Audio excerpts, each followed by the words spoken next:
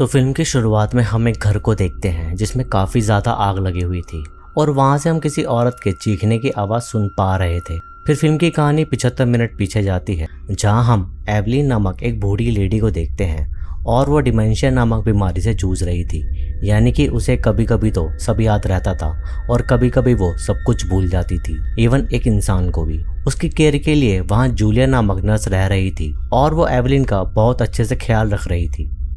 Medications वगैरह देके Julia Evelyn को सुलाने ले जाती है और उसे सुला के जूलिया को उसके डैड का कॉल आता है। उसके डैड उसे बताते हैं कि आज एक पार्टी रखी हुई है, लेकिन बाहर थंडर स्टॉर्म होने के कारण वो वहाँ से नहीं आ सकती और जूलिया अपनी जॉब के लिए बहुत सीरियस होती है, तो वो अपने डैड को पार्टी के लिए मना कर देती है। फ़ोन पर बात करके जूलिया देखती है कि एवलिन बेड से उठकर आ गई है और वो भूल गई थी कि वो उसकी नर्स जूलिया है और एवलिन को लगता है कि कोई घर में घुस गया है। जूलिया शांत दिमाग से एवलिन को संभालती है और उसकी पेंटिंग के बारे में बात करके वो एवलिन को शांत करके उसे फिर से सुलाने ले जाती है, लेकिन एवलिन उसे जाने नहीं देती। इवन वो जूलिया को भी साथ प्रे करने को कहती है। जूलिया गॉड में इतना बिलीव नहीं करती थी, तो वो थोड़ी प्रे करके वहाँ से चली जाती है। उसके बाद जूलिया घर में इधर उधर घूमने लगती है और चीज़ों को नोटिस करने लगती है क्योंकि वहाँ काफ़ी सारी एंटीक चीज़ें रखी हुई थी। तभी उसे घर की दीवारों से कुछ क्रिकिंग साउंड सुनाई दे रही थी, जैसे कोई चल रहा हो, और देखने पर उसे एवलिन उसके पीछे खड़ी दिखती है, लेकिन देखकर ऐसा लग रहा था जैसे एवलिन स्लीप वॉकिंग कर रही हो। इतने ही वहाँ डोर नॉक होता है और वहाँ रेंडल नामक आदमी आता है जो कि एवलिन का एक्स हस्बैंड था, इसलिए जूलिया डोर खोल देती है। रेंडल वहाँ आकर चीज़ें नोटिस करने लगता है जैसे वहाँ कुछ पास्ट में हुआ हो। उसके बाद वो एवलिन के रूम में जाके उससे मिलता है। पहले तो वो दोनों बहुत अच्छे से मिलते हैं, लेकिन जैसे ही रेंडल एवलिन को एक पेपर के बारे में पूछता है तो एवलिन जैसे बेचैन होने लगती है। तभी जूलिया रेंडल को वहाँ से जाने को कहती है क्योंकि एवलिन की केयर उसकी ड्यूटी थी और वो नहीं चाहती थी कि एवलिन परेशान हो। रेंडल उसे कहता है कि तुम नहीं जानती यहाँ क्या हो रहा है, भलाई इसी में है कि तुम यहाँ से चली जाओ, लेकिन जूलिया उसकी बात को नहीं सुनती और वो उसे वहाँ से जाने को कहती है। तभी जूलिया देखती है कि एवलिन की तबीयत खराब हो रही है, तो वो उसे संभालती है और जूलिया उसके लिए बस ब्लैंकेट लेने जाती है कि इतनी ही एवलिन वहाँ से गायब हो जाती है। जूलिया एवलिन को ढूंढने लगती है और वो देखती है कि एवलिन किचन के ट्रैश को खाने लगी है और वो अब किसी जानवर जैसा बिहेव करने लगी है। टोकने पर एवलिन जूलिया को धक्का देकर वहाँ से चली जाती है। उसे ढूंढते हुए जूलिया उसके ऑफिस में जाती है जहाँ एक टेप रिकॉर्डर था जो कि वो अपने आप प्ले हो जाता है। उधर ही उसे कुछ कल्ट की बुक वगैरह भी मिलती है। रिकॉर्डर में एवलिन और उसकी बेटी सैरा की कॉन्वर्जेशन थी जिसमें सैरा एवलिन पर गुस्सा हो रही थी। उधर ही जूलिया को यूवी लाइट भी मिलती है जिससे वो एवलिन का हाथ और पैर के निशान देख सकती थी कि वो कहाँ कहाँ गई है। इतने ही वहाँ जूलिया को खटपट सुनाई देती है, इसलिए वो कबर्ड में छुप जाती है। वहाँ पर रेंडल अपने कुछ साथियों को ले आता है एवलिन को ढूंढने के लिए, लेकिन वो वहाँ नहीं थी। इतने ही जूलिया के पास एक आदमी आ जाता है जिसे वो पेपर स्प्रे मार के वहाँ से भागती है। रेंडल जूलिया को समझाता है कि उनको एवलिन को ढूंढना बहुत ज़रूरी है क्योंकि वो मुसीबत में है। रेंडल जूलिया को उसी रूम में लॉक करके वहाँ से चला जाता है। इतने ही वो लोग एवलिन को ढूंढ लेते हैं। रेंडल एवलिन को शांत होने को कहता है, लेकिन वो नहीं होती। असल में उनकी एक बेटी हुआ करती थी सैरा, जिसे डीमन ने पोजेस्ट कर लिया था, और जब उसका एग्जॉर्सिज्म हुआ था वो लोग सैरा को बचा नहीं सके, जिससे एवलिन की मानसिक स्थिति खराब हो गई और रेंडल ने एवलिन को छोड़ दिया था। अब रेंडल पर एक पेपर है जिसमें कुछ मंत्र टाइप लिखा हुआ है और उसकी ट्रांसलेशन एवलिन जानती थी, और अगर वो उस मंत्र से दोबारा एग्जॉर्सिज्म करे तो वो डीमन बुरी हो जाएगा जो इस वक्त एवलिन के अंदर है, और उसी डीमन ने सैरा को मारा था। तभी वो डीमन जाग जाता है और वो तीनों आदमियों को बुरी तरह हार्म कर देता है। इनफैक्ट एक को तो वो मार ही देता है उसका दिल निकाल के। ये सब जूलिया नहीं देख पाती क्योंकि वो रूम में लॉक थी और वो एवलिन को आकर संभालती है।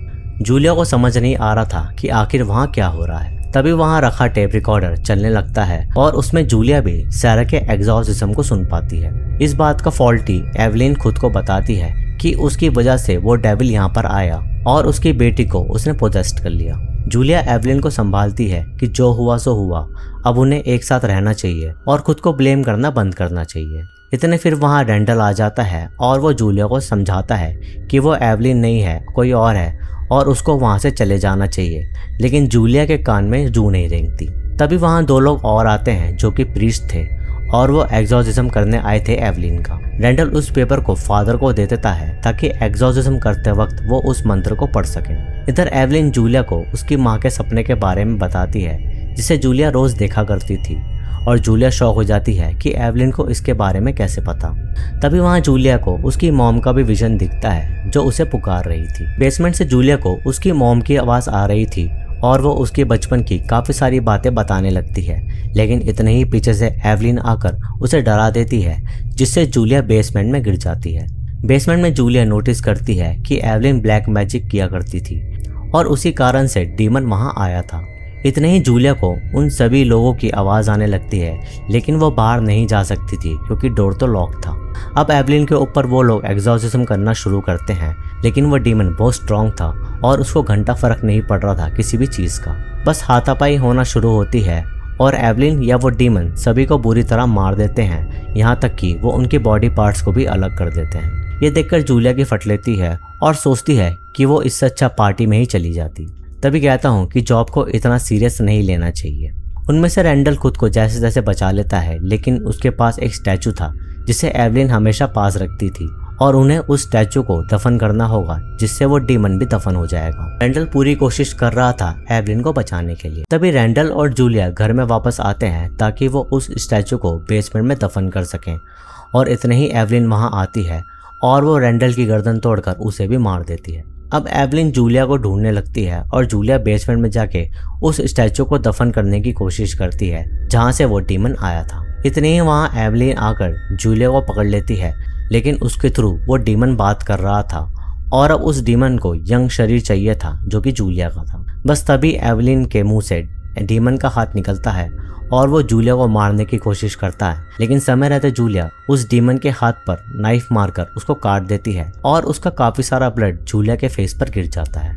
इतने ही एवलिन उधर कैरोसिन डालने लगती है और वो आग लगा देती है जिससे जूलिया भी आग में झुलस जाती है और हम देखते हैं कि वो डीमन अब जूलिया के अंदर था और सारा की आत्मा भी, इसलिए हमें सारा की भी आवाज़ सुनाई दे रही थी।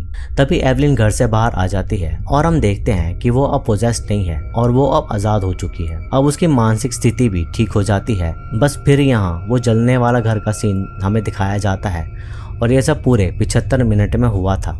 मतलब मैंने जो नोटिस किया है कि ये पूरी फिल्म जैसे एक ही शॉट में शूट हुई है बिना किसी रीटेक के, और पूरे 75 मिनट रियल टाइम में जो भी हुआ वो एज इट इज़ आपको दिखाया गया। I mean, ये मैंने नोटिस किया है, हो सकता है मैं गलत भी हूँ। तो ये थी बुरी द डेविल की कहानी।